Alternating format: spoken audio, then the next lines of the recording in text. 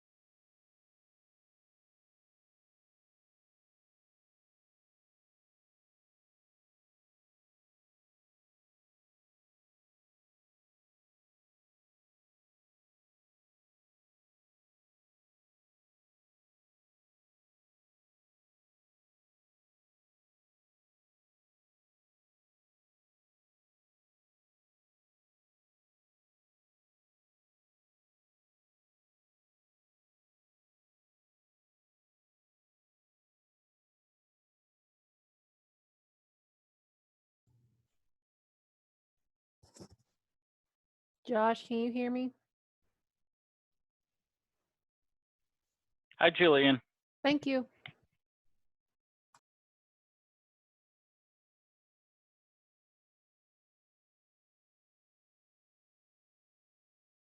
I don't know. I always hate the light in here.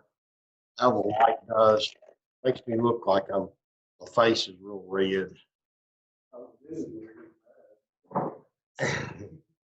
Is there a way to pull the light down off the screen or no?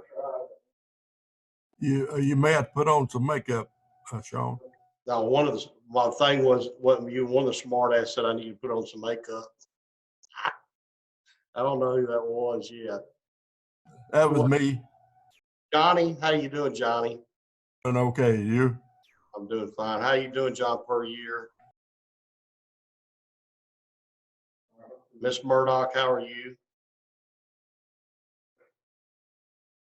Mary Ann, Hello, how is everyone? I'm fine. How you doing? I'm good, thank you.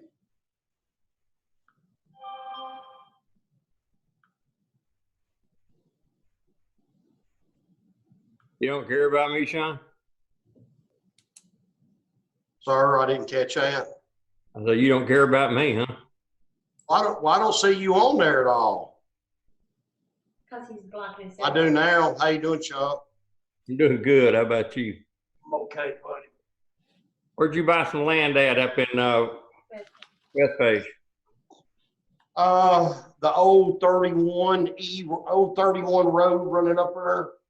Where old Doc Carter's farm used to be.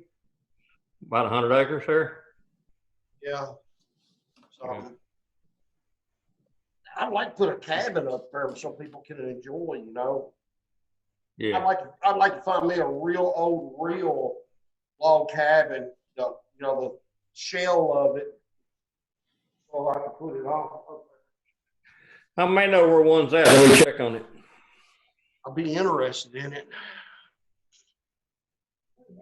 Pretty place. It had a new cabin. This guy built this new cabin on it, and he had no business. He was a worse carpenter than me, and I'm terrible.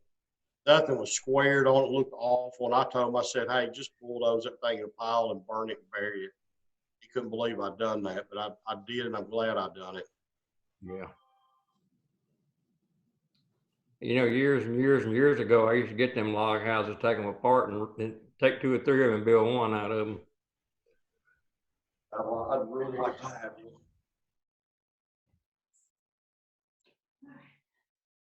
Okay, Sean, when you're up close to the camera, you don't show red.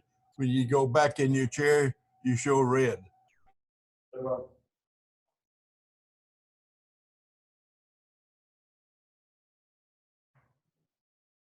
I had time to choose.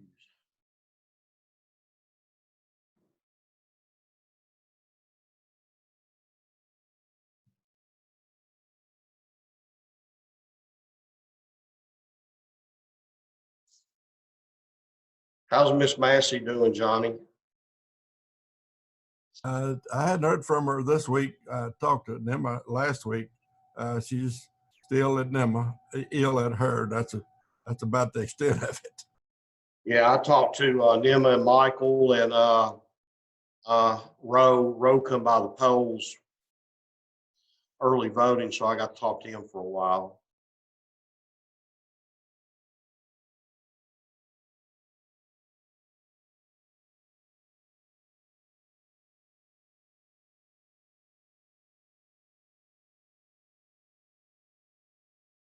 Hey, Josh, are you on?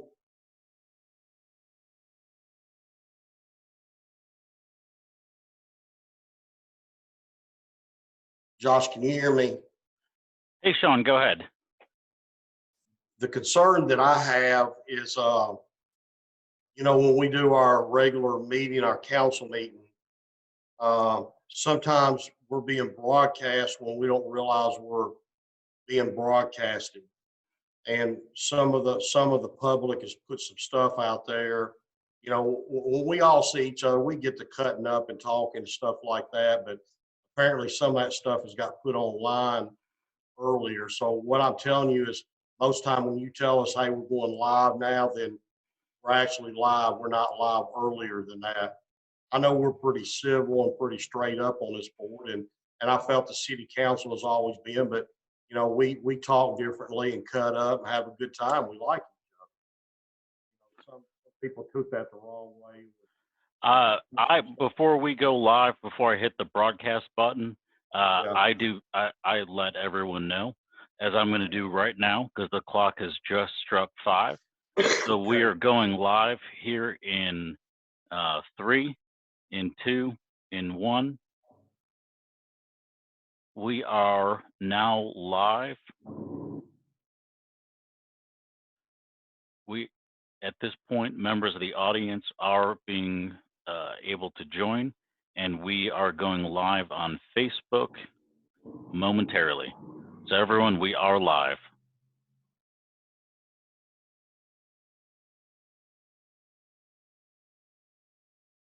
Hey, Matt, how you doing, buddy? You're muted. There I am. I'm doing good. How are you, Sean? Good to see you. How are you doing, Bill McCord? You okay?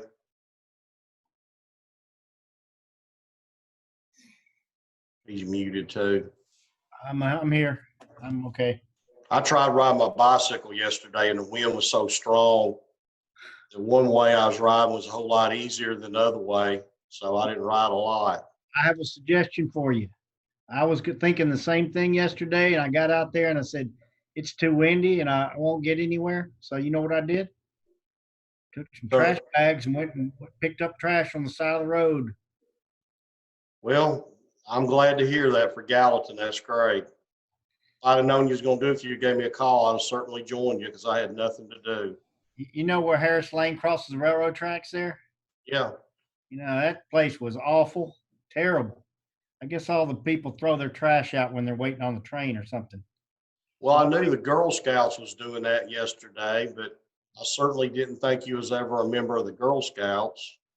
No, I missed that one. But I was out there, you know, just a short area, picked up a whole bunch of stuff. That's good. Good for Gallatin. I mean, Thank you. that was a really bad spot.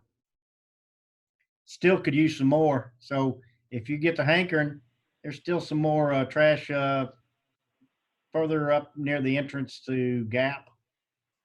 There. You know, one thing that we've got is come into Gallatin on Gallatin Road, and they should have picked it up by now, but we got a dead deer. I reported that too. Okay. Yeah, right there past the bridge on Station Camp Creek. Yeah, that's it. Yeah, I called that in this morning. Yeah, that must have got hit Friday night or something. I think it was there Saturday. All right, we are now live on all platforms. We have members of the public attending us in the audience gallery. And it is now 5:03, Mr. Chairman. Okay, thank you, Josh. We'll go ahead and get started. I will call to order this meeting of the Gallatin Municipal Regional Planning Commission for Monday, November 16th, 2020. Let me read a quick statement. Pursuant to the Governor's Executive Order number 16, number 34, number 51, number 60, and number 65 regarding public meetings and social distancing and need to limit the community spread of COVID-19. Members of the Planning Commission may participate by electronic means, and the city will be live streamed. And the meeting will be live streamed to protect the public health, safety, and welfare of the members and the citizens of Gallatin. So we'll begin by having a roll call, but we need to have a vote to approve holding this meeting by electronic means. So let's kill two birds with one stone, and if you'll answer the roll call, present and approve, to approve of holding the meeting electronically. Marianne, will you take the roll call? Chair Pereira, Present and approve. Vice Chair Harris, Present and approve. Mr. Wilson, Present and approved. Councilman Fennell, Present and approve. Dr. Orgain, Mr. Strouser, Ms. Hibbler. Present and approve. Passes, let's see, 5-0. All right, thank you. If you'll bow your heads, I'll lead us in prayer. Dear Lord, we ask that you watch over these proceedings and please help us, give us the wisdom to make decisions in the best interest of the community, and always show us the opportunity to serve you through our service to others. In Jesus' name we pray. Amen. And Amen. Wilson, you're in the room with the flag. Will you please lead us in the Pledge of Allegiance? Okay. I pledge allegiance to the flag, Flag.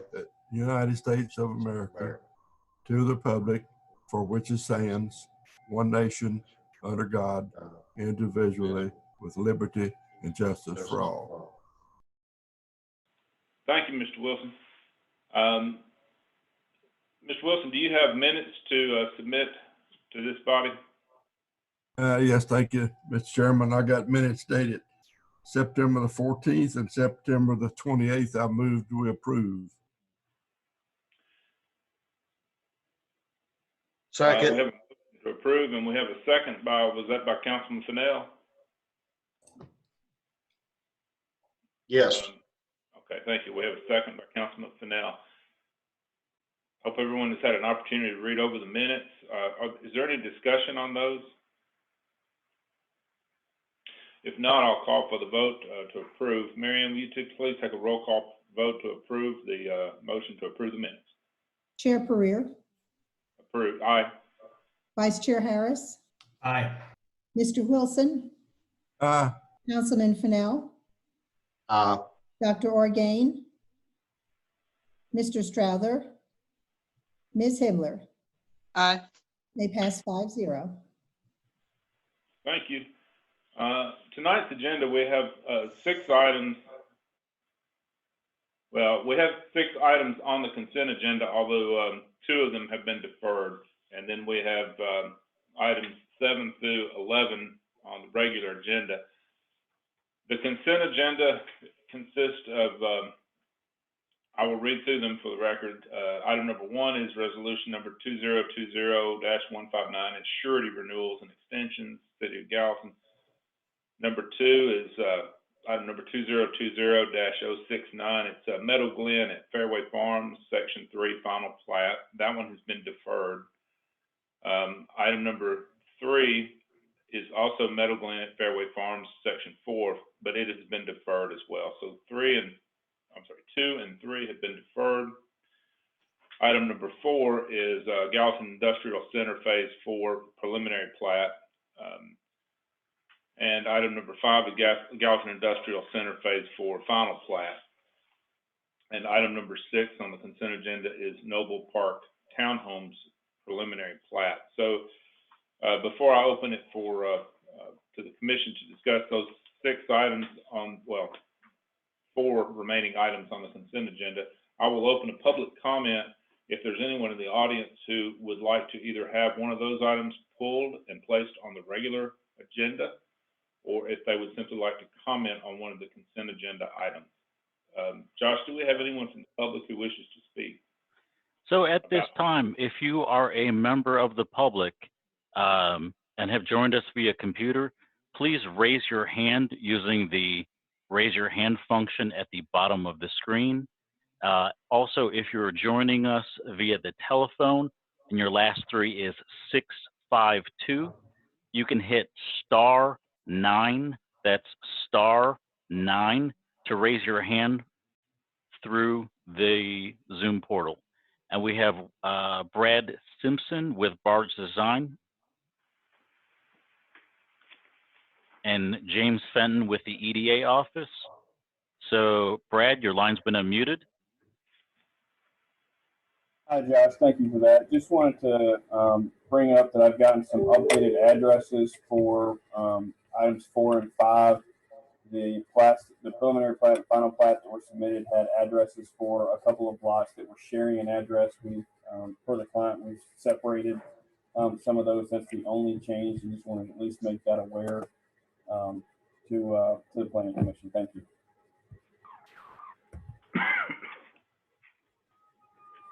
James Fenton, your line's been unmuted.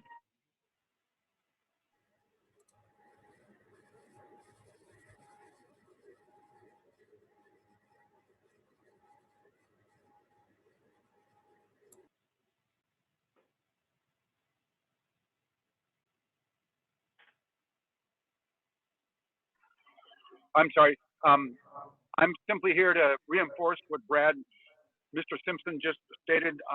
I obtained the addresses for the parcels. And if there are any questions about that, I'm here to answer those. Otherwise, please just continue on. All right. Are there any others, Josh?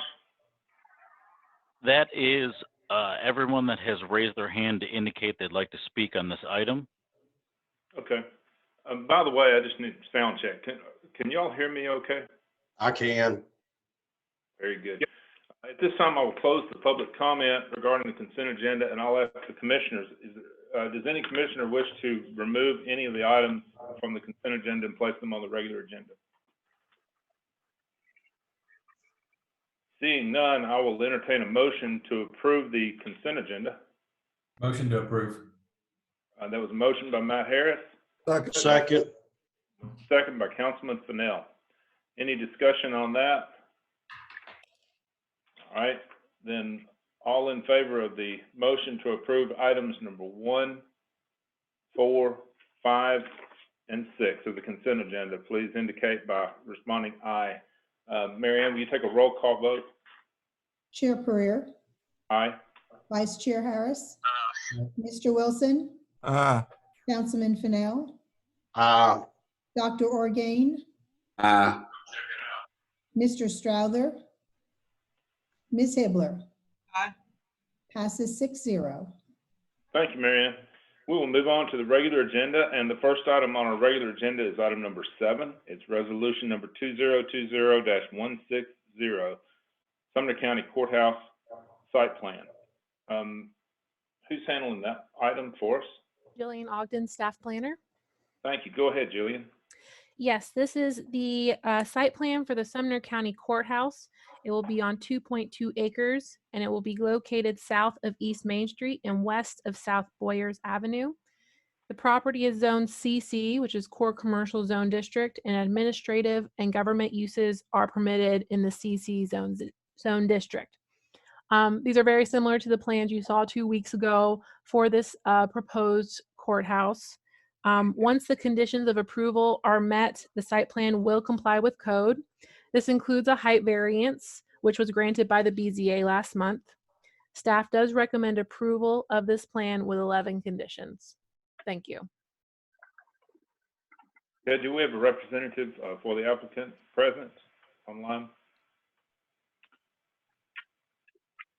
We have Zach 24 with Kimley Horn. Zach, your line's been unmuted. Thanks, Josh. Yeah, Mr. Chairman, this is Zach Dufour with Kimley Horn. Happy to answer any questions that the commission may have. But yeah, happy to present this project. We have reviewed the staff report and the 11 conditions, and are in the process of making all those changes that were identified in the conditions, and are in agreement with all of them. I did just have one question that I was looking for some clarification, maybe from staff on. There was one comment earlier in one of the first staff comments regarding a stormwater pipe that runs along the east side of the building, between the building and Boyers. And our first drawing had that pipe located within the right of way, and we've since moved it outside of the right of way. But I was just wondering, before the motion is made and all the current conditions are placed, I was just wondering if staff could speak to that. It certainly is possible to place that pipe inside the property and not in the right of way, but it'll be really, really close to the building, and it'll be partially behind a retaining wall. So we were wondering if staff and the city would accept that pipe going in the right of way under the condition that the county would take maintenance responsibility for that pipe. And that could be written into either our stormwater maintenance agreement, or it could be a separate agreement that we could draft and record, and come to an agreement between the county and the city on the terms of that agreement. But if that was something that the staff and the city would be willing to consider, then we would prefer prefer to put it in the right of way just for future maintenance, knowing that the maintenance for that pipe would be the responsibility of the county and not the city. Do we have I assume that question would be directed to our engineering department? That's right, yeah. Do we have a representative from This is engineering? Nick Tuttle, city engineer. That's a tough conversation to have at the planning commission meeting. I'm not sure that, I'm not sure I'm prepared to really have that discussion, to be honest. Detail there. So I'd much rather prefer to have this conversation some other time. So I'd have to look to see exactly how the condition was written. Was there a condition written for this particular? Well, Nick, this is Zach. There wasn't, because we moved it. We moved it outside the right of way, so it was really no longer a condition. The current plans don't show that in the right of way. But I had been hoping for a little more clarification on that comment prior to this meeting, like we asked, but hadn't seen anything. So that's why I wanted to just bring it up and see, rather than having to come back to the planning commission after this is approved with the current plan. I really don't think the planning commission cares where the pipe is, so we'll work it out with you, Zach. Okay, sounds good. I don't know if this is necessary on our part or not, but I think we can give direction and say that if you can work it out with engineering, there's no need to come back. If you relocate the pipe, there's no need to come back to the planning commission. Is that fair, Nick? Completely agree, Mr. Prieur. Okay. As well. Sounds good. Thank you. Open it up to questions from the commissioners. Does anyone have a question for the representative of the applicant or for staff? I'm excited about it being on the square. I'm also a member of the JPA committee, and it seems like we've been on this project for 4 years, and now to see it starting to come together and potentially start coming out of the ground here for long, I'm excited for the people on the square and for the county and everyone involved.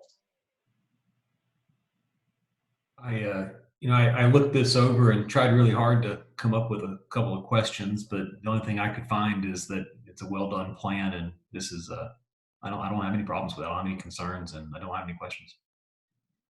So, anyone else?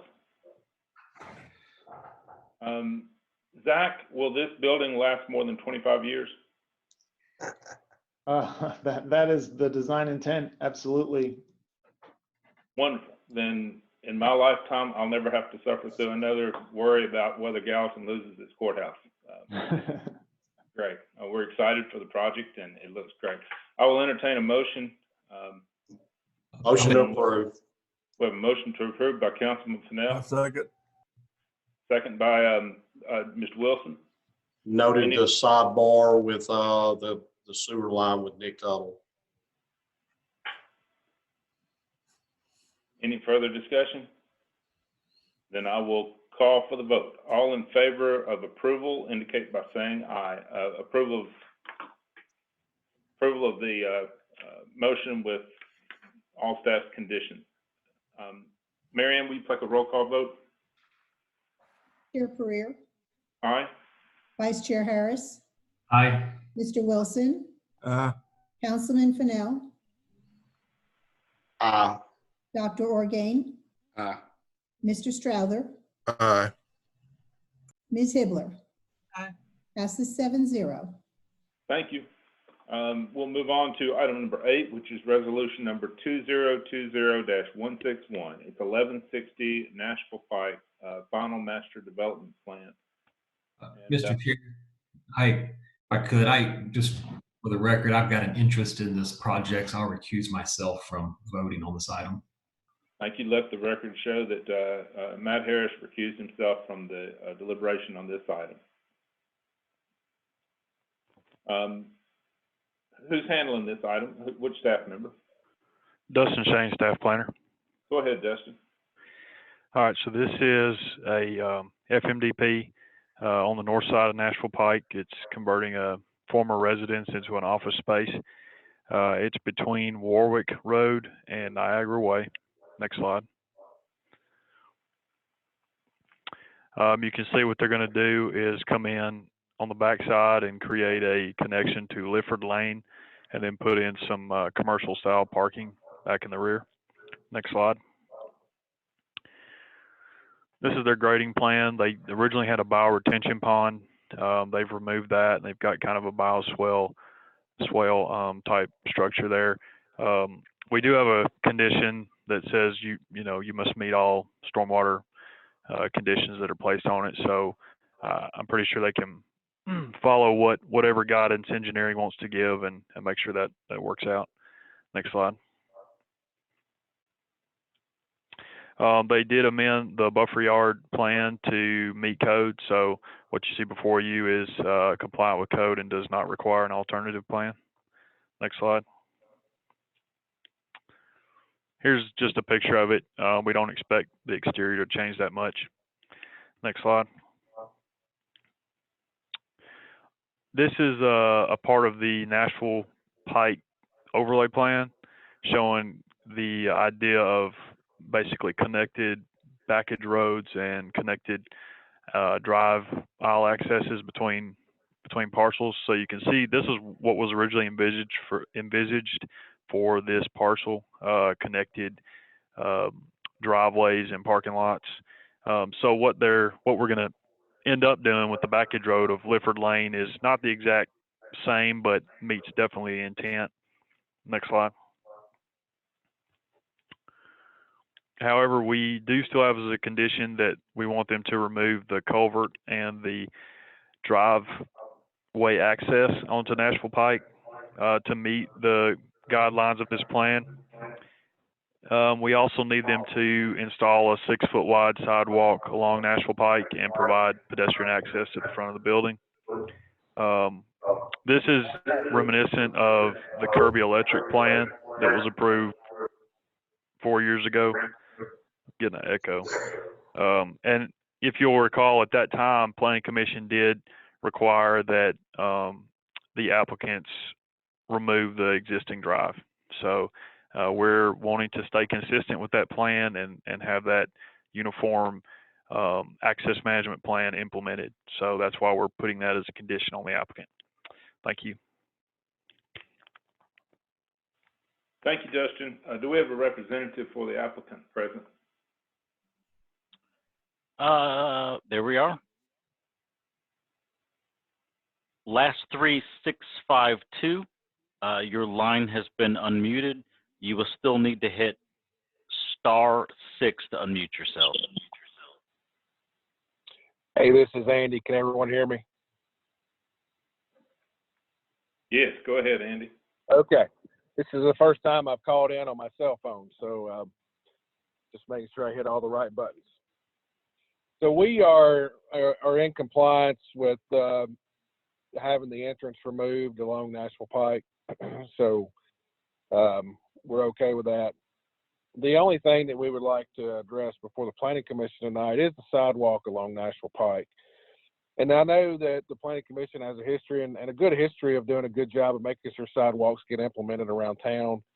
I'm going to argue against this for a couple of reasons. Number one, this property is one of the last, if not the last, on that side of the road to develop. And all the others have already converted from residential to some type of commercial. And there's not any sidewalks along Nashville Pike over there to connect to us or for us to connect to. You know, that's different from the south side of the road where the sidewalk network was in place.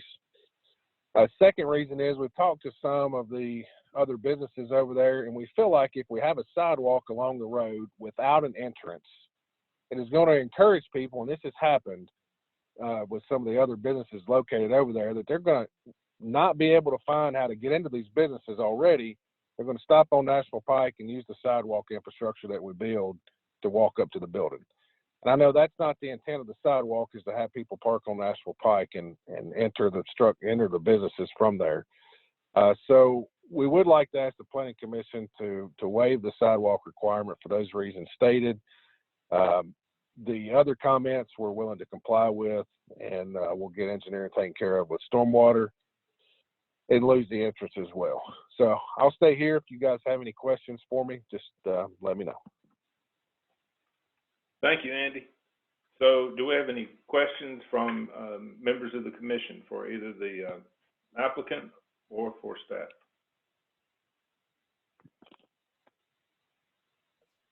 Sean, you're Is muted. there going to be a frontage road on all these businesses, or is it all due coming in from the back? On this little section, Dr. Orgain, it's coming in from the back. So there's not a front drive plan for this section of Nashville Pike. This, the one of the newest business up and down that corridor, I think, was Loden, Vision, and Sam Kirby. Am I correct? And if so, why back in the day didn't we go ahead and make Kirby or Loden put a sidewalk in? Sean, can you hear me or am I muted? I can hear you. Am I muted? Okay, no, you're fine. I can tell you that Loden Vision, there is a sidewalk. Kirby Electric, there is not a sidewalk. And I'm usually in favor of, I'm almost 99% of the time, I'm going to be pushing for the sidewalk and for the applicant to put their share of the sidewalk along the right of way. But in this one situation, I feel like on these buildings on the north side of Nashville Pike, because we've removed their road access, we've removed their access to Nashville Pike. I don't feel like they have any benefit of being on the pike other than helping us preserve this corridor. I'm in favor of removing condition 2 on this particular property because it would be the only sidewalk in that whole section through there from North Niagara Way up to Regions Bank. And this corridor right here is also the one that I would like to see the historic overlay to diminish from this corridor right here. But I think we're waiting on our new plan from GNRC, and maybe they'll shed some light on this Wednesday night. But I follow with what you're saying, Mr. Chairman, and I agree with you on that. How did we miss sidewalks along Nashville Pike? That's crazy. Well, maybe it's Bill McCord's fault. No. Let's blame Bill. Everyone else does, so pile on. No, what happened is that the most recent plans that were approved on this corridor were the Loden Vision Center, and as I guess y'all can see that screen there. Can you see that? Okay, a sidewalk was constructed with the Loden Vision Center. The next item, the most recent change of use, was the Kirby Electric site, and the driveway was severed there, and there is looks like there's a remnant of a driveway, but it doesn't connect up to their parking area. And I think at the time, that was in 2016, that I'm not sure if our code was amended at that time to require the sidewalk between the building and the public sidewalk. There should have at least been a public sidewalk constructed, and I'd have to go back and check to see whether or not our code was in effect at the time to require a connection between the building and the public sidewalk. But I can't explain why the public sidewalk wasn't put in on that section. But all the other houses that are now, I think, businesses along that corridor, I don't know why a sidewalk wasn't built when those were converted to offices. Can I jump in for a second, please? Yes, who is this? Andy? This is Andy. So I've represented a few projects over the years along this corridor, and I remember when we were doing the one at 1163 Nashville Pike where we wanted to change the architecture. The Loden Vision got brought up is how it relates to the corridor, and almost right there at Loden is where the corridor plan changes and sort of stops. So I don't think that, I do know that Loden has the sidewalks, but it's sort of not really part of the corridor plan. What has been envisioned for the rest of that section in there. And I also represented the Kirby project that was been brought up tonight. And honestly, I don't know why we didn't do sidewalks there either. I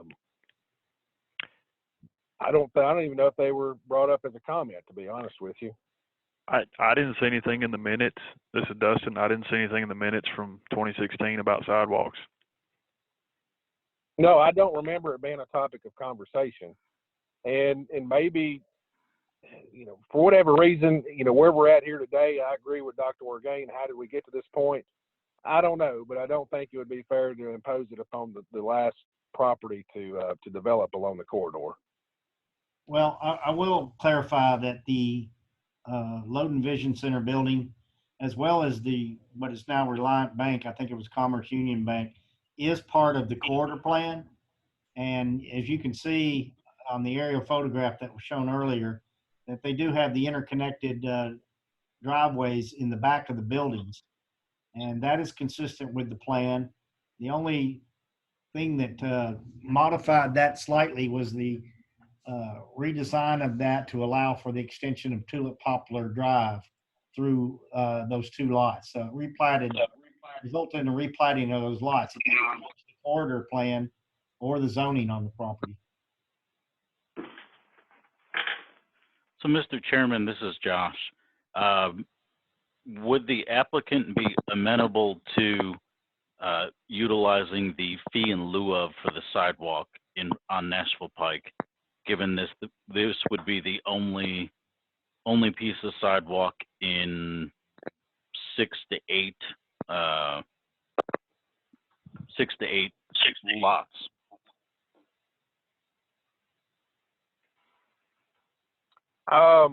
That is a good question, and I'll have to get you an answer for that. I don't want to agree to that right now, but our same argument is what I've laid out before you, that whether we construct it or whether we pay for it, I think it's a little difficult to impose that on this last property, as you brought out, Josh. There's like 7 or 8 properties that didn't do it, and probably some of those come through the planning commission at a time when sidewalks, because I know you guys have been asking for sidewalks for a long time. Is there a backage road plan for the whole strip? I believe Dr. Orgain and Nick can jump in, but I believe it's already built. The backage road for that side of the corridor, the north side, is already in place. Well, how about putting the sidewalk on that back street? Well, whenever they did the back street, they only required sidewalks on one side. So there's no sidewalks on the other side when the developer, and Nick will have to speak to the development of that property, because I didn't have anything to do with that.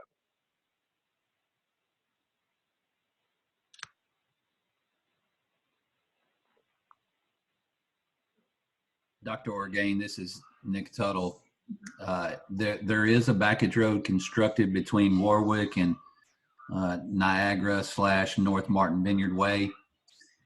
It does have a sidewalk on the north side, but not on the south side of the roadway. And the reason that the sidewalk wasn't constructed on the south side was because there is a mature tree line that is along that northern boundary for the properties that are on Nashville Pike. And to try to keep from disturbing that buffer, those trees were left, and sidewalk was allowed to be waived. That requirement was. So the other section between North Martin Vineyard Way and Tulip Poplar going down to Loden Vision Center is not constructed fully yet. There are little pieces of it that are done, but it will be as that develops out with the hotel complex. It's part of their plan, but it is not fully constructed at this time.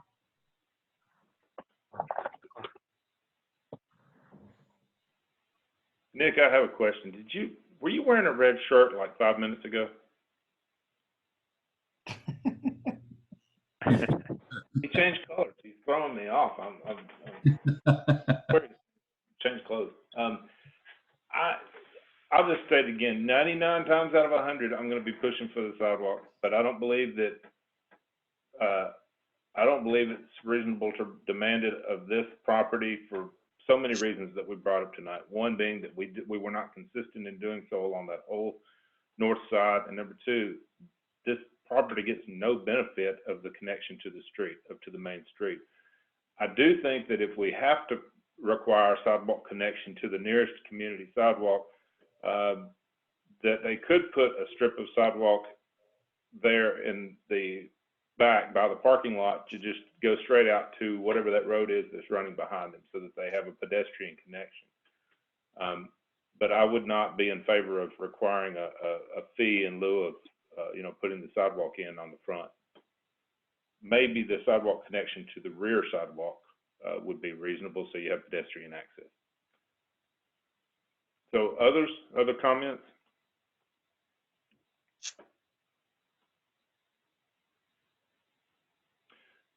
Well, then I'll entertain a motion if somebody wants to craft a motion. I'm motion to approve. Just what item number is the sidewalk? The sidewalk would be item number 2, which is stated as provide a 6-foot wide concrete sidewalk along Nashville Pike with pedestrian connection to the building. Just submit that. Well, do you want to strike it altogether, or do you want to remove the sidewalk but retain a pedestrian connection to the building in back or front, or strike it all together? It's you make the motion. I'll make a motion to strike it all together. Okay, we have a motion on the floor to approve with all of staff's recommendations with the exception of number 2 to be stricken, which is the sidewalk and pedestrian connection. I'll second. Do I hear a second? I'll second it. Okay, we have a second by Albert Strauben. Discussion on that motion? Question, are there any other businesses along that same area that have sidewalk or walking path or walking trails or anything? Just because people who do small business, they get out and walk, so you want to have some place that's not the roadway to walk? I mean, that's the only thing I can understand for the pedestrian connection, or people leaving behind in that area to work in that area. Is it, Seth, to answer Alana's question, is it possible to pull, I think you had Google Earth up a moment ago, didn't you? And you showed an aerial photo. I believe the only section of sidewalk that exists is in front of Loden Vision Center along the entire north side of the road, all the way up to Chick-fil-A. Well, I was talking about behind not the Nashville side, the opposite side of the building, in the back where the front where the road is, the road. There is no sidewalk on that backage road. There's no sidewalk on the south side of that backage road, but there's a sidewalk on the north side alongside the townhomes.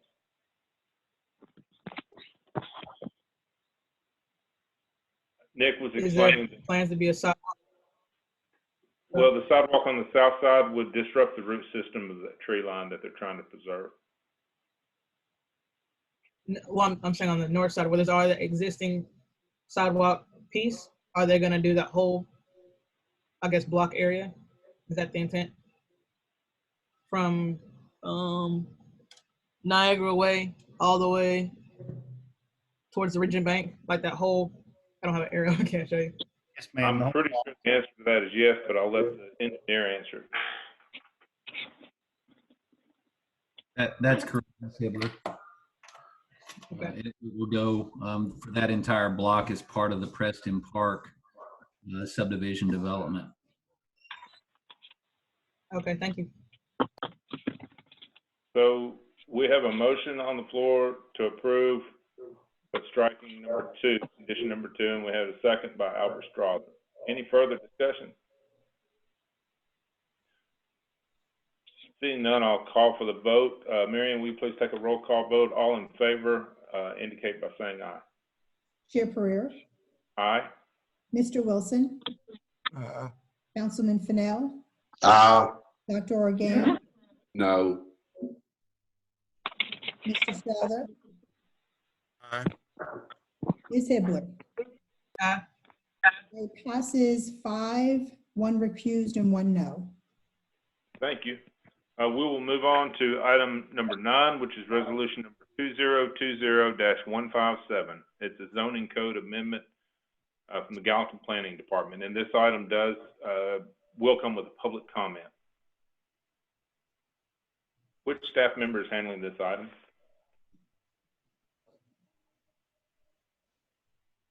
Get unmuted there. I'll be able to present this item.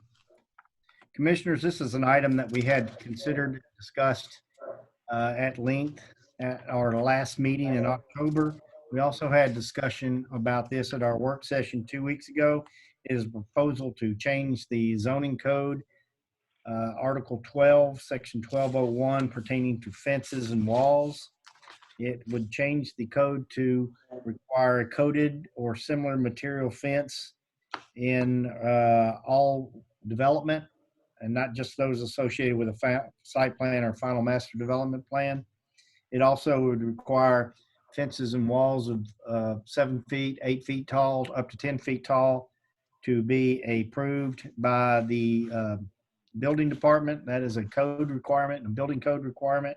So what the problem is we've been having, or have had a few instances where persons were erecting these very tall fences in residential districts, for the most part, that did not comply with the building code. So it also, of course, reinforces our existing fence standards, that the finished side of the fence face out to the adjacent property or your neighboring property, and the side of the fence with stringers would face interior to the site. Any fence or wall greater than 7 feet in height, up to 6 feet, actually above 6 feet or greater in height, would be the building department compliance with the construction standard. I'm getting some feedback here somehow. This will still allow for the standard fences that we have in residential districts of 4 foot in height in front yards and 6 feet in height in rear yards. But it would allow, in particular, residential zoning districts that abut a commercial zoning district or industrial zoning district, that those persons, if they elect, would be able to build a fence, let's say 7, 8, up to 10 feet in height. However, they would have to apply for a permit through the building department, get a structural permit. So if that's only in the cases where they'd have to exceed a fence that's above 6 feet in height. In addition, they would be prohibited from constructing a permanent type fence that would require a structural permit in any public utility and drainage easement. So that's the bulk of the proposed changes. It is intended to provide consistency with the building code, as well as to provide more succinct guidance on the construction of fences and walls, and in particular between residential and commercial properties. Be glad to answer questions.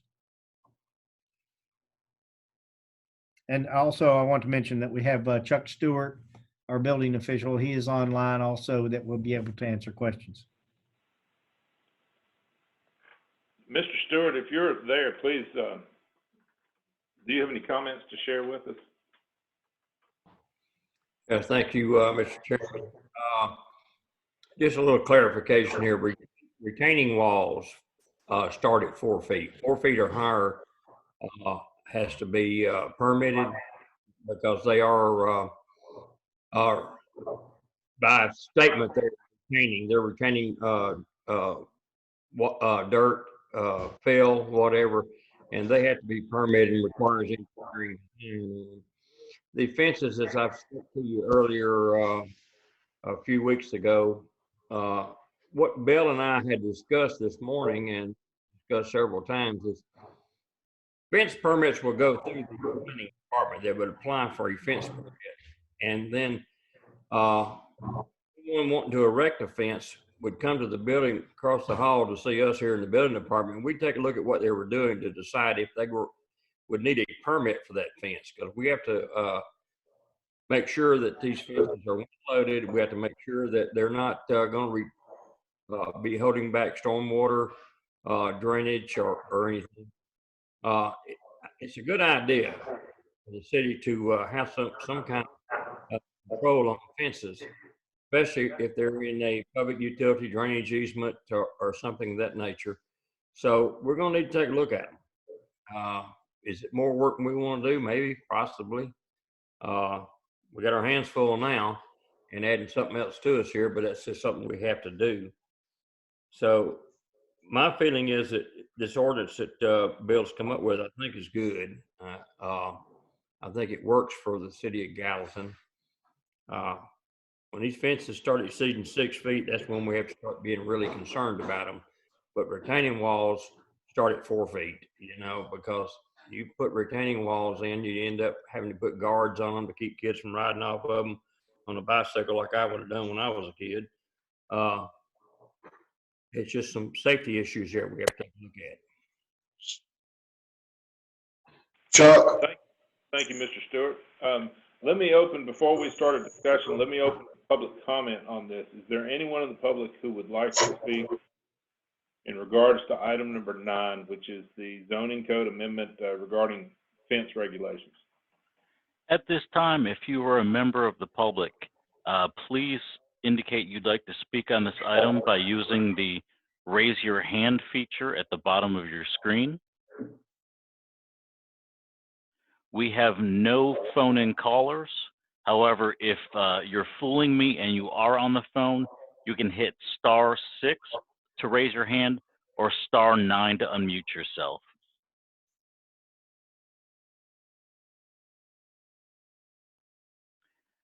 Again, last call from the public. If you'd like to speak on this item, please indicate so by using the raise your hand function at the bottom of your screen.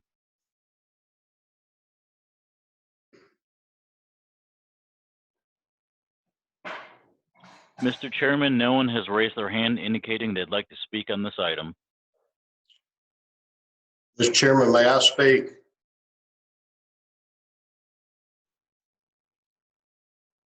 Yes, I'll close the public comment, and Councilman Fennell, please go ahead. This question, I guess, would be for, I think, Chuck, possibly Bill. And all this got spun up on the Vivian Huntsman's fence. Myself, along with, I know some other city councilmen, rode out and looked at her fence, and it's a tall fence. And my first indication when I grabbed that fence, I could shake it quite a bit. And I felt the fence wasn't deep enough in the ground. And Chuck, I did speak with you, and you said that if an engineer come out there and would sign off on it, then you know, you're good to go to release it.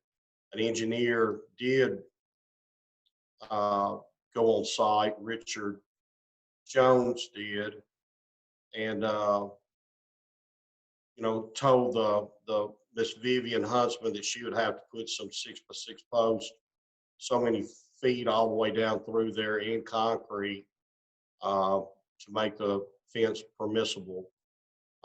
My question to you or Mr. McCord, and I think she's in agreement with that, to fix it and fix it right.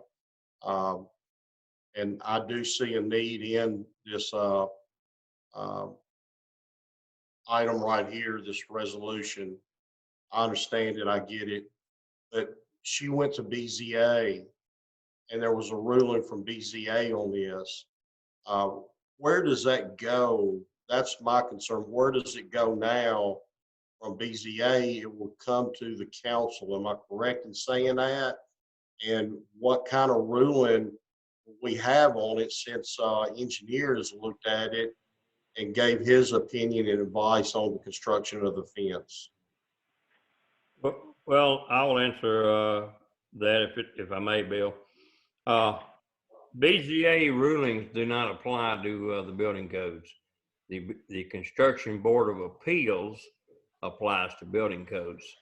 Code departments do not override design professionals, architects, and engineers. If they make a determination and send us a letter with their seal on it that this will meet the current codes that are adopted for the city of Gallatin, we accept it.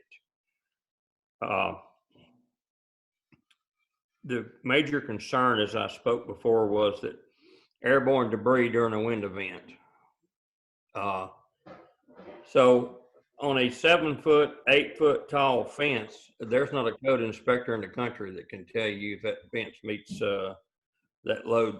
It takes an engineer. Yeah, okay. So if an engineer comes out and he gives his recommendations to what we would call an engineer's judgment, he would send us a letter and we would accept that. And that would remove the liability from the city and place it on that engineer. This particular fence, and I'm going to be honest with you guys, I haven't even seen this fence. I haven't gone to look at it. I was told that it was built backwards, that the pretty side is in instead of out, and that the posts are too far apart. There's a design for a fence of this height, which requires a 10-inch hole with a 3.5-foot embedment on a post in there to hold it, and no nails. It has to be screwed together. That's an engineer's call. If an engineer signs it off that he feels like it's safe for the neighborhood out there, that removes the city liability, and the engineer takes full responsibility for that fence. I understand, and I might have said it wrong, but I was thinking that it went before the BZA, or was there another board that actually this situation went in front of? That's one question I'm asking. Don, I think I can answer that question. It went before the BZA, but the BZA gave a variance in regards to the height of the fence. Okay. The BZA very specifically said that in granting that height variance, that fence is subject to all the engineering requirements. Okay.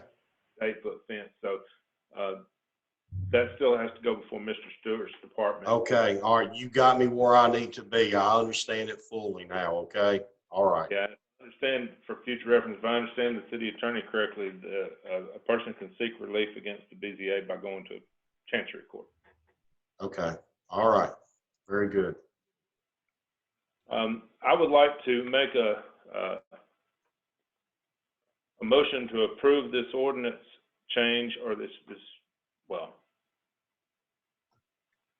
zoning code amendment change, but I would like to modify section 12.01.020-C-1.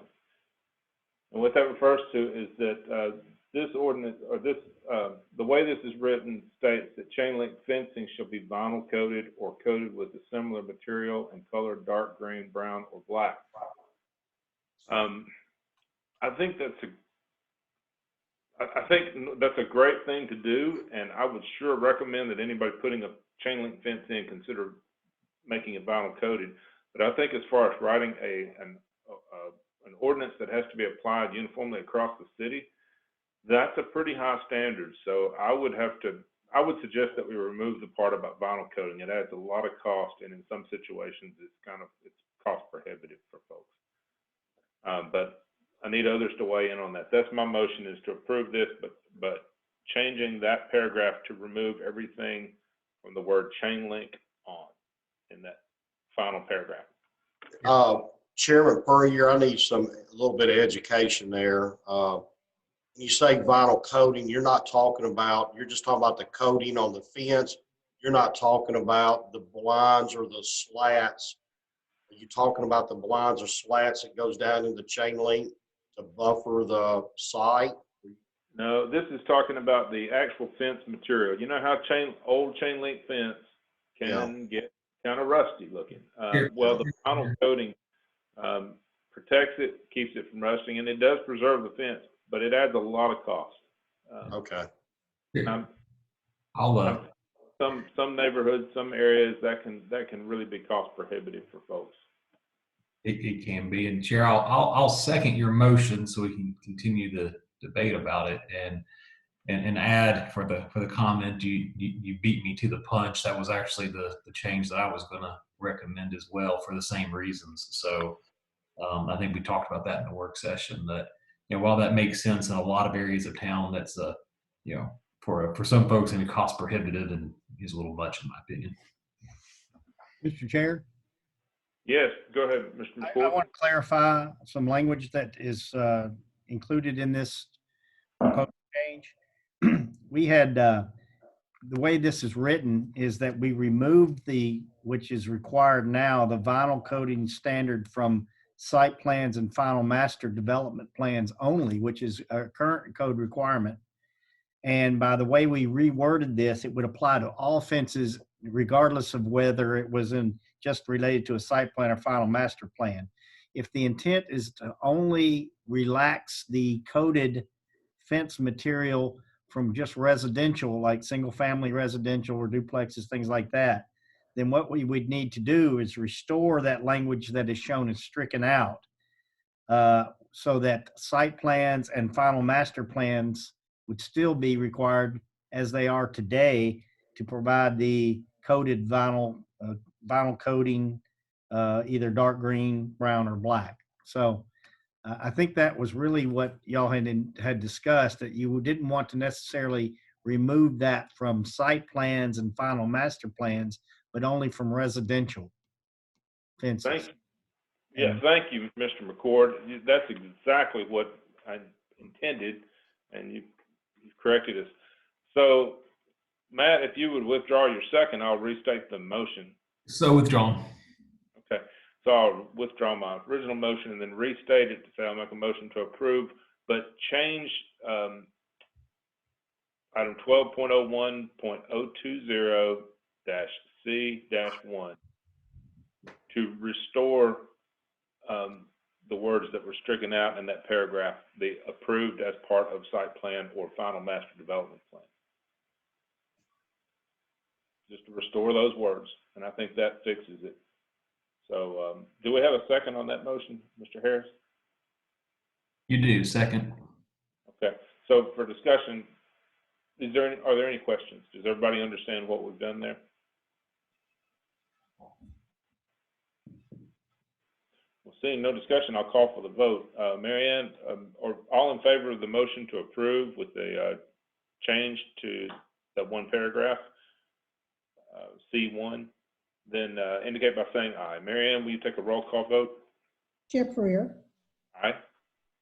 Vice Chair Harris, Aye. Mr. Wilson, Aye. Councilman Fennell, Dr. Orgain, Mr. Strother, Aye. Ms. Hibbler. Aye. Passes 7-0. Thank you. So we will move on to items 10 and 11. They're linked, so we'll talk about them together, but just a brief explanation is 10 is a vote to repeal resolution number 2020-151, which we made a month ago regarding Vintage Bakers Crossing amended preliminary master development plan.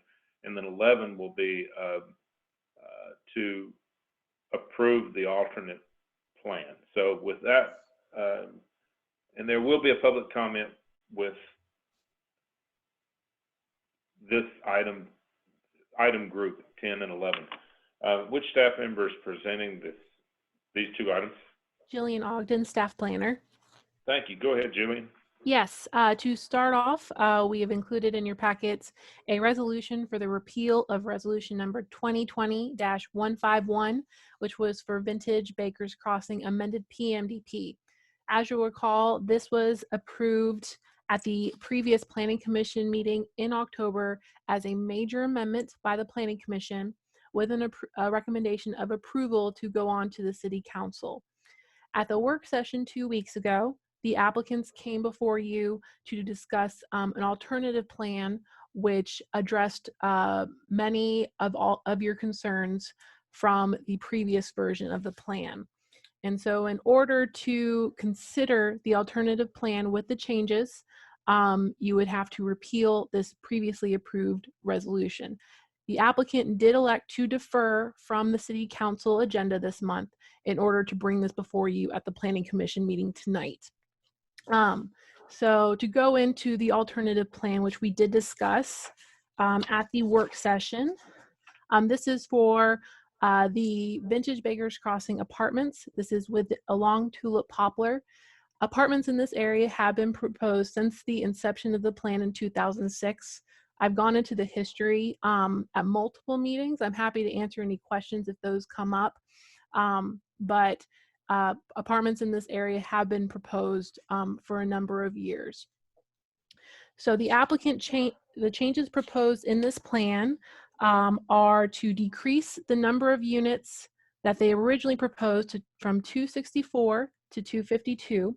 This matches the number of units that were approved with phase 1 of the 2011 plan. They have also slightly altered the architecture of the building and changed the design and layout and the grading for the buildings along Tulip Poplar. This enabled the architecture to only be 2 stories along Tulip Poplar, which mimics the townhome development that they have down the street at Preston Park. It also allowed for sidewalk connections to connect to the public sidewalk to give that more of a walkable feeling.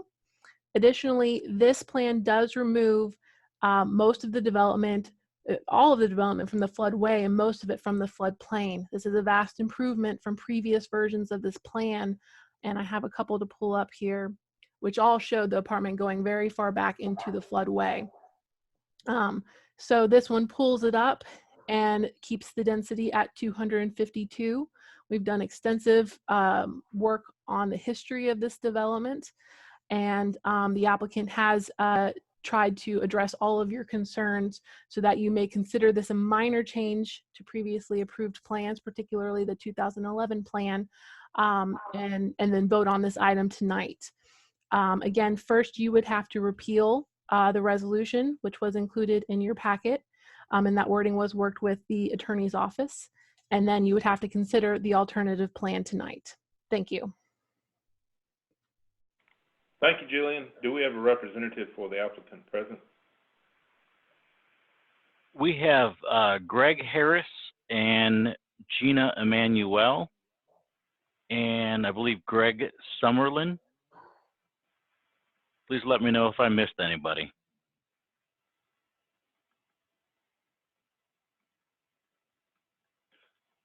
Greg Harris. Thank you. Go ahead, Greg. Yeah, thank you very much. Ross Bradley may be on with us tonight too. He's with TDK, the developer builder, so he may be on as well. Gina went over, or Jillian went over everything, and I really don't have anything to add to that other than we've got conditions of approval, and we've read through those, and we should not have a problem incorporating those into the final plan. So happy to answer any other questions that you may have. Thank you, Mr. Harris. Did anyone else, Gina, Greg, or Mr. Bradley, wish to speak? All right, seeing none, let me open this to a public comment then. Public comment regarding both item 10 and 11, which are linked. Josh, is there anyone in the public who is raising their hand electronically? At this time, if you are a member of the public, please indicate you'd like to speak on this item by raising your hand. I see we have Michelle and Pascal Javance. Michelle or Pascal, your line has been unmuted. This is Michelle. Can you hear me okay? We can hear you fine. Please go ahead. Thank you. Yes, I just wanted to make a comment that I was surprised to, I listened last week at the working, or 2 weeks ago during the work session, and I was surprised that you were considering changing this to a minor change when originally you had said it was a major change. I don't think that it should be a minor change, and it should go in front of City Council. And that was my comment on this. That's my opinion on this. Thank you.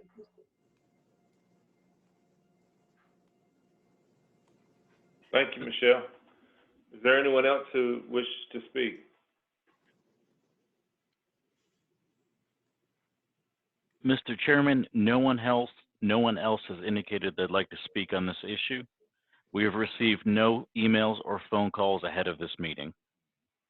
Okay. Thank you. At this time, I will close the public comment. So we need to address first item 10, which is a repeal of our earlier resolution in order to consider the item again. Does anyone have any questions or need clarification as to why we're repealing an earlier resolution?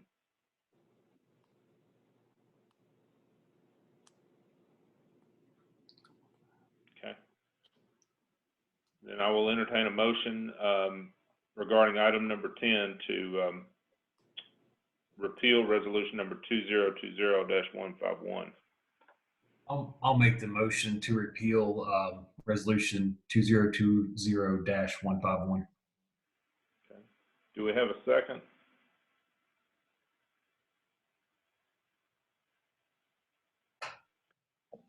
Second. Okay, we have a second by Mrs. Hibbler. And discussion. I think the discussion I'll add to the motion to repeal it is, when we voted on this item at our last voting meeting, I always felt it should have been a minor amendment. So I, especially with the reduction in the number of units, I think we're going the right way. Yeah, I will second that. My only reason for making it a major amendment and therefore sending it to council was that it had increased the number of units, not the density, but the number of units. Now with this revised plan, they've actually eliminated those units. So it's no change in the number. So therefore it's not a major anymore. I'd like to point to this, so everyone understands as well. This property has been planned to be in apartments for a long time. This is still a reduction from what was originally approved a long time ago. So this property is going to become an apartment complex no matter what. Yeah, they have vested rights for apartments. Exactly. I want to chime in and say I wished I could stop it. I just think there's just too many apartments right now in Gallatin, and I know that's the public perception that there are, that I feel that we need to let them saturate in and see where we stand. But I know that, it's already been approved and there's nothing I can do, but I'm still going to vote no because I said I wouldn't approve any more apartments at this time. So that's why I'll be voting no. Any other discussion? Just from the history and the information like we gathered since the last meeting, and just understanding more about how because I was looking at the site plan and we're talking about how it was changed and how it's adjusted, but the understanding of what making it major and minor in regarding the site plan, I understand that better, so that makes a little bit more sense. Just want to let you know that. Okay. If there's no other discussion, I'll call for the vote. All those in favor of voting to repeal our earlier resolution number 2020-151, please indicate by saying aye in response to a roll call vote. Marianne? Chair Pereira. Aye. Vice Chair Harris. Aye. Mr. Wilson. Aye. Councilman Fennell. Nay. Dr. Orgain. Yes. Mr. Strouser. Aye. Ms. Hibbler. Aye. Passes 6-1. Okay. Thank you. Now, item number 11 is the same property, but we need to vote on resolution number 2020-166, which is their alternative plan that they've submitted. This reduced the number of units and changed the architecture. Just to explain the process, if we fail to approve this, then the plan reverts to their previously approved plan that I believe dates back to 2011, I think, and it had a higher number of units and not as good an architecture. So a failure to vote in favor of this one still results in apartments, just more of them, and not as good. And That's Chairman, you'll also have to vote if it's minor or major before you do correct. the full vote. And I'm sorry, I'm sorry, I jumped in and like did your job, Jillian. You should explain the process. I was just trying to give a preliminary summary. Jillian, please go with this if you need to discuss it. Yes, no, you were perfectly fine. Yes, so this is amended PMDP for Vintage Baker's Crossing. Again, this is the 252 units, which is consistent with the 2011 plan, the improvements to the architecture and to the grading, pulling it out of the floodplain. Again, this is for a vote for a major or a minor amendment, and you did hold a public hearing for it. So you will need to make that determination first before you vote on the item itself. And please note, this is just a preliminary plan, so they will have to come back to you with a final master development plan, and that'll have all the details and all your more specific architecture and everything like that. So you will see this again. Okay. Now, we've already heard from the applicant, but since it is a separate item, I will follow procedure. Mr. Harris or Mr. Bradley, does anyone from the representative for the applicant wish to speak again? And nothing to add, Mr. Chairman. Okay, thank you. Then we'll take two votes on this item. The first one is to vote whether it's a major or a minor. As I stated a moment ago, my only reason for making it a major before was because it had more units. That being removed, I don't feel like this is no longer a major amendment. So I will make a motion that it be considered a minor amendment. Second. Second by Mr. Harris. Any discussion on that? Seeing none, we'll call for the vote. Mary Ann, please take a roll call vote and please respond by saying aye if you're in favor of it being a minor amendment.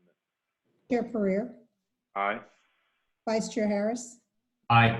Mr. Wilson, Councilman Fennell, Dr. Orgain, Yes. Mr. Strouser, Aye. Ms. Hibbler. Aye. Passes as a minor amendment 7-0.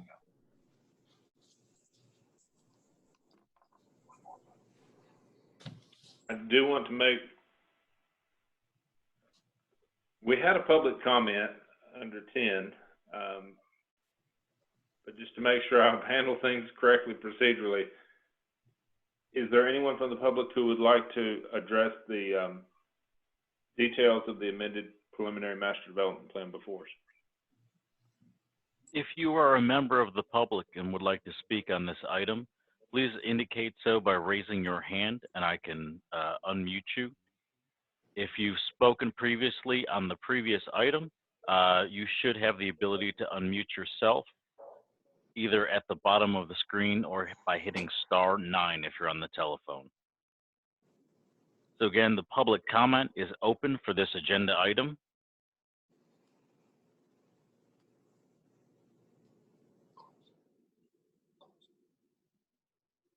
Last call for public comments on this agenda item. Mr. Chairman, no one has indicated they'd like to speak on this item. Thank you, Josh. I'll close this time. I'll close the public comment. I will make a motion so that we can get discussion going. I will make a motion to approve with staff's comments. I'll second that. Who seconded that? Mr. Harris? Yes. Okay.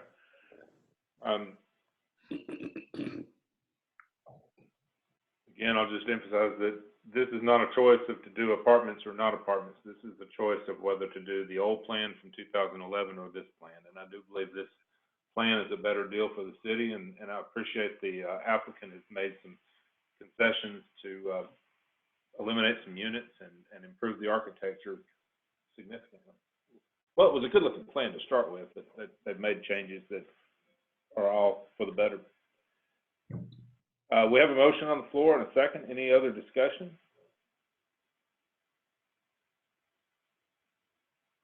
Seeing none, I'll call for the vote. Please indicate by saying aye if you're in approval of resolution number 2020-166. Mary Ann, will you take a roll call vote? Chair Pereira, Aye. Vice Chair Harris, Aye. Mr. Wilson, Mr. Wilson, Aye. Councilman Fennell, No. Dr. Orgain, Yes. Mr. Strouder, Aye. Ms. Hibbler. Aye. Passes 6-1. Thank you. We will move on to other business. Now, remember, don't y'all go anywhere. We have training coming up afterwards. So we were unable to get to a couple months ago. I have a question if we could discuss one item under other business for a moment. Yes, sir. Our city engineer is still on. Do we have an update on the road improvements on Tulip Poplar? I know we had some discussion about those getting taken care of in the month of November. I was looking for an update on it. Mr. Harris, I'm going to do a ventriloquist moment here. Nick did leave word. We've continued to work well with the Bakers Crossing bank owner, and they are scheduling Rogers Group to pave Tulip Poplar with final surface course. Do we have an idea of when that's going to get done? I believe we have someone in the attendees gallery from representing Rogers Group themselves. So, Mr. Chairman, if you'd like to entertain it, I can unmute her, Ms. Jacqueline Adams. I can unmute her line, and she can answer the question posed by Mr. Harris. Sure, please do. Go ahead, Ms. Adams. Ms. Adams, your line has been unmuted if you're still here.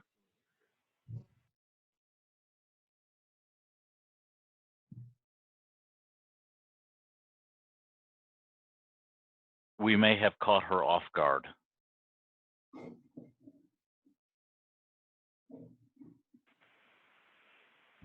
Mr. Fenton has raised his hand.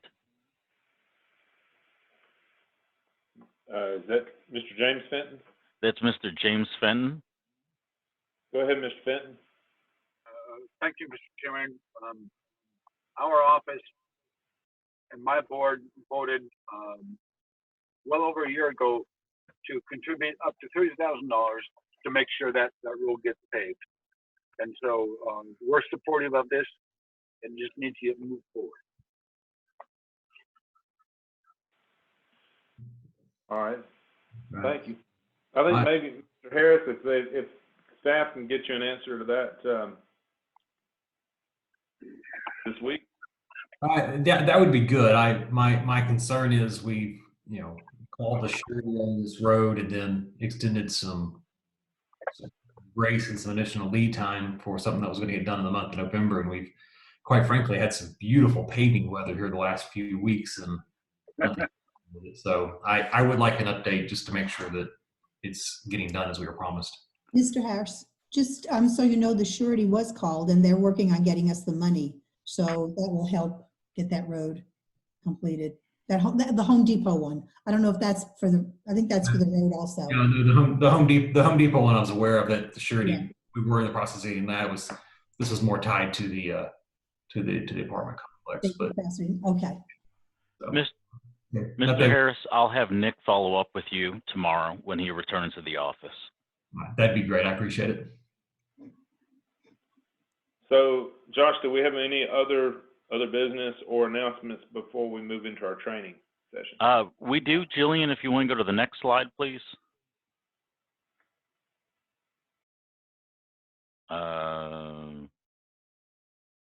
Okay. While we're waiting on that, we do have a training opportunity tonight at, well, here in a few minutes once we take a brief break. Josh, before you do that, I needed to ask, I had a note to ask, was anyone able to attend the TAPA training on Monday? You can get 4 credit hours for that. Yeah, I did. I attended all 4 hours of that. Okay, good. So we have Matt Harris, and I did as well. So Josh, will y'all take care of registering our points for that? Marianne, can you take care of that? Yes, was it just Mr. Harris or who It else? was Mr. Harris, and then I also attended all 4 hours. Okay. Yes. I want to mention also that on Wednesday evening, beginning 5 o'clock, there will be a joint planning commission and council meeting on only the character area or land use components, strategies of developing our comprehensive plan. So it'll be a short presentation to give you a framework of generally where we think we would like to go with our strategy for developing land uses based on the appropriate locations pertaining to where infrastructure, suitability for the land, of course, historic development patterns and so forth. And we'll have a short presentation on that and ask for feedback from both planning commissioners and the council. There'll be no need for a vote on this issue, but it will begin at 5 o'clock on Wednesday evening. And that would be virtually. Hey, is it Michael Skipper, the one that will be putting it on? No, actually, we're going to be doing it, the planning department. So we're going to try to keep it short, but hopefully we'll be able to put it in English, or at least Sumner County English. And so we'll be using specific examples and supplementing that with photographs and or sketches to give you an idea of what we're talking about in the various character areas that were being considered. Councilman Fennell, Mr. McCord is very excited about this meeting on Wednesday. That's why he skipped ahead to the slide. But it's this Wednesday at 5 p.m. If you haven't received a Zoom link for that, please let me know. I'll make sure that other city council or planning commission members have that link and the agenda. We will also be presenting that, saving that information and publishing it to the website so that folks from the public can see and see what we're discussing. They will not be able to make public comment, but we will have the Q&A functional for that Zoom meeting so that they can make comments and we can respond to them after the meeting based on the discussion and the direction that we get from City Council and Planning Commission on that strategy. Okay, I'm sure it'll be a good thing. I look forward to it. Jillian, can you go back one slide, please? So these are some other training options that are available. The 4-hour training from last Friday is available as a recording. If you contact our office, we can get you the login credentials to view that training. There's also going to be 2 hours of ethics training, 2 hours of legal training, and 2 hours of training on bike pedestrian crashes in the state, available on Friday afternoons, starting on the 20th, extending through, I believe that's the 4th, and I think I skipped a number. I think that's the Friday, December 11th would be the last one. These are all being held virtually and being put on by the Tennessee American Planning Association. Josh, can you remind me how many hours each year do we need to have? So every planning commission member and Board of Zoning Appeals member needs to have 4 hours of training conducted each year. At least one of those hours has to be legal training as dictated by state law relative to personal property rights. Thank you.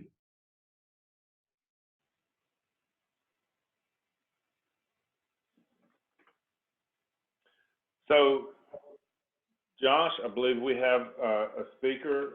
I would like to take 5 minutes, let everybody have 5 minutes break, and then if we could resume and you could introduce our speaker. Okay, y'all want to adjourn this meeting though. Do I have a motion I'll make a motion to adjourn. Second. I don't believe we have to vote on that. So we have a motion and a second, and it's approved. The meeting is adjourned. We'll take a 5-minute break and then return for our guest speaker, which I believe she